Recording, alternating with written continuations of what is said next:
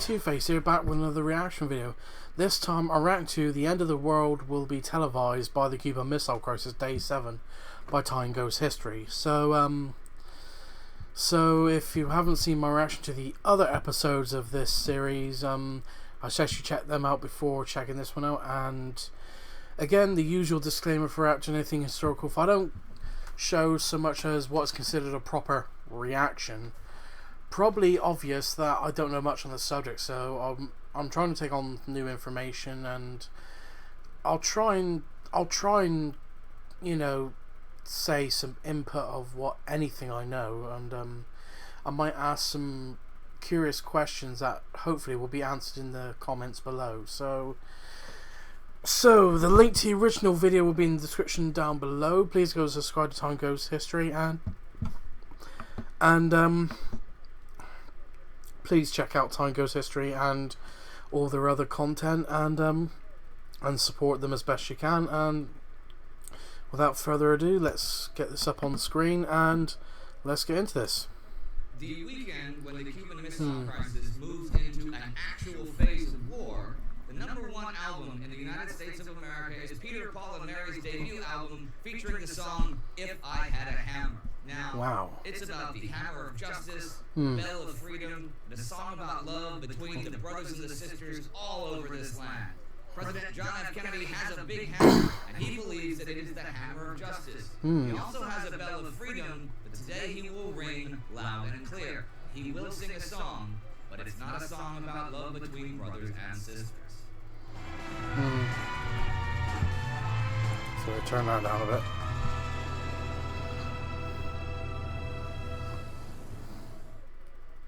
This is Time Goes to Cuban Missile Crisis. I'm Indy Nidell. Over the past weekend, Soviet Premier Nikita Khrushchev has gone from believing that the Soviets have deterred the Americans from invading Cuba to realizing that, in fact, they've done the exact opposite. President Kennedy has moved from leaning towards doing nothing at all about Soviet missiles on Cuba to initiating an act of war against Cuba and the USSR. So on this Monday morning, October 22nd, 1962, the White House is buzzing with activity. In fact, the entire American administration and defense apparatus are working at high speed and with great intensity.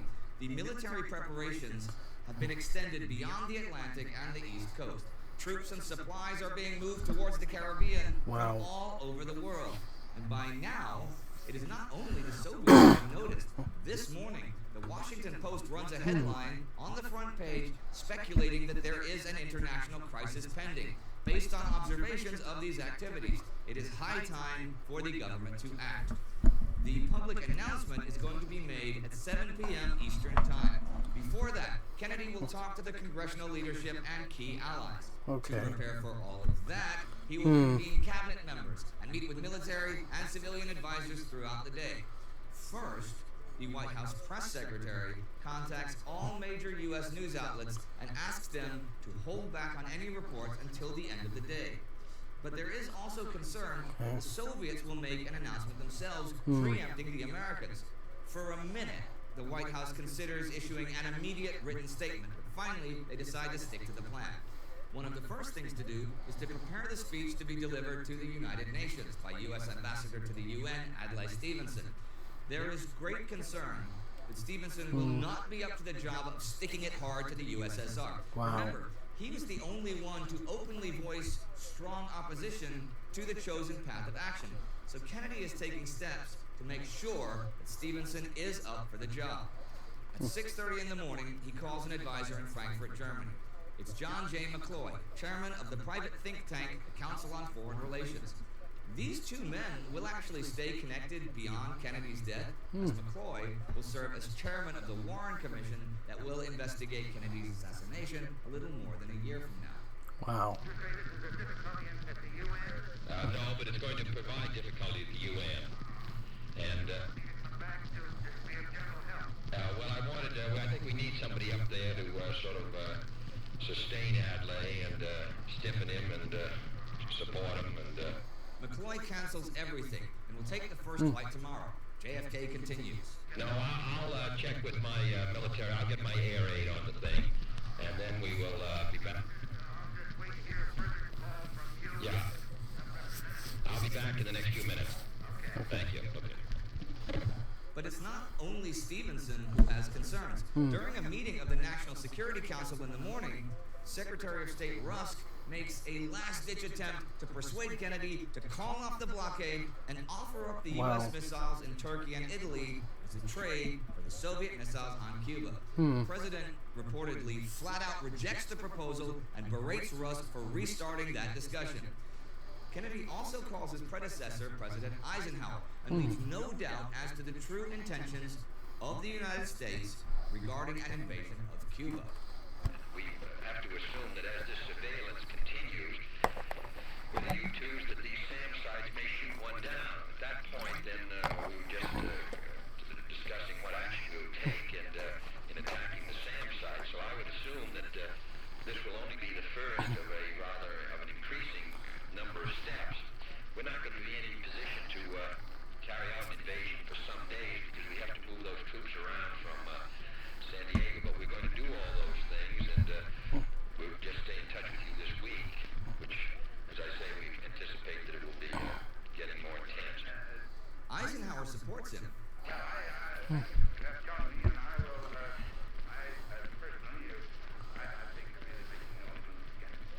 it's tough to, as I say, we will, I don't know, we may get into the invasion business before many days are out, but, that's right.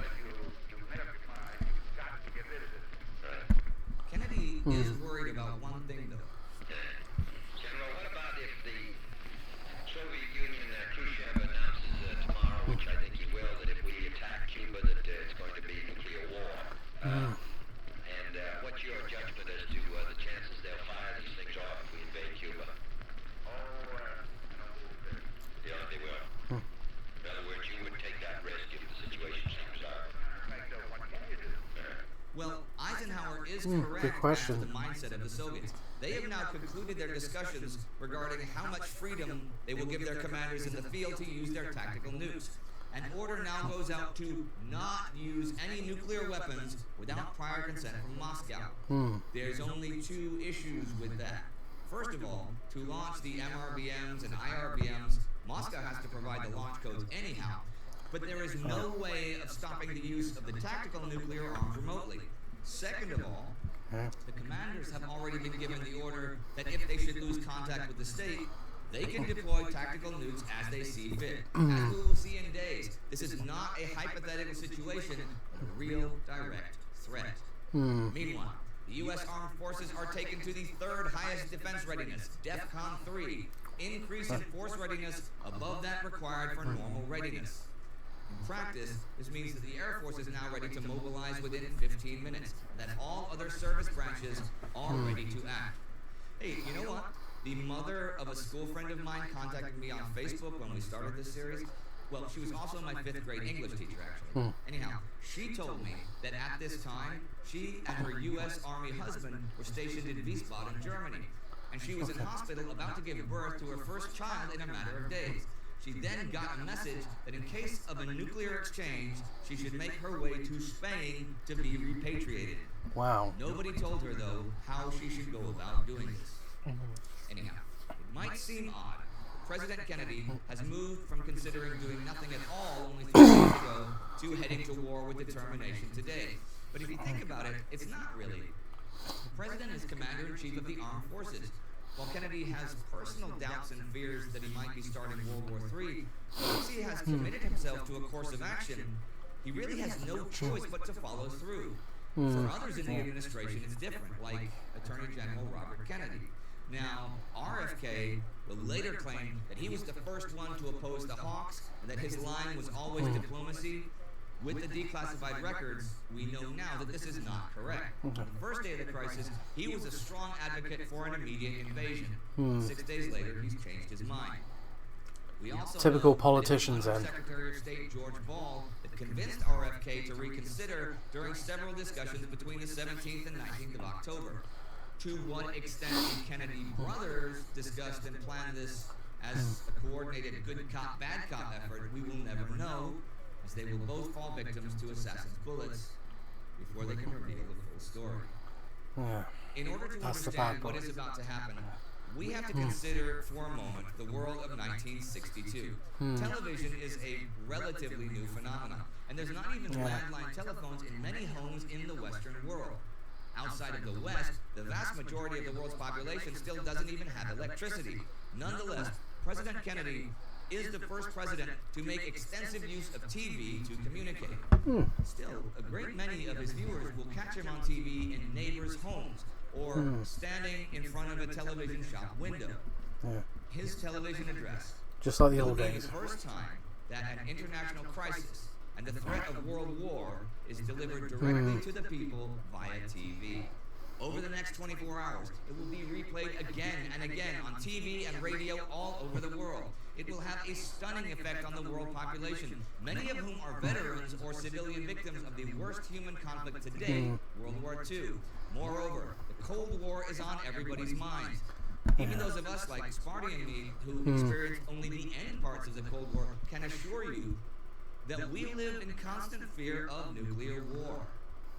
Good evening, my fellow citizens. This government, as promised, has maintained the closest surveillance of the Soviet military buildup on the island of Cuba. Within the past week, unmistakable evidence has established the fact that a series of offensive missile sites is now in preparation on that imprisoned island. Our policy has been one of patience and restraint, as befits a peaceful and powerful nation which leads a worldwide alliance. We have been determined not to be diverted from our central concerns by mere arrogance and fanatics. But now further action is required, and it is underway, and these actions may only be the beginning. We will not prematurely or unnecessarily risk the course of worldwide nuclear war, in which even the fruits of victory would be ashes in our mouth. But neither will we shrink from that risk at any time it must be faced. Our goal is not the victory of might, but the vindication of right. Not peace at the expense of freedom, but both peace and freedom here in this hemisphere, and we hope around the world. God willing, that goal will be achieved. Thank you and good night.